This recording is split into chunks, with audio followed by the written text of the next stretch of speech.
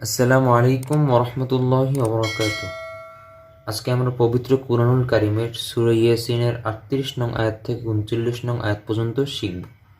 আর হচ্ছে সূরা ইয়াসিনের আগের আয়াতের তেলাওয়াত যারা শিখেননি তারা একটু কষ্ট করে আমার চ্যানেলে পর্ব বাই পর্ব ভিডিও দেওয়া আছে, কষ্ট করে দেখে আসবেন।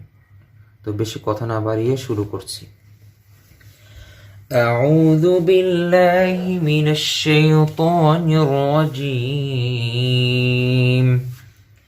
بسم الله الرحمن الرحيم.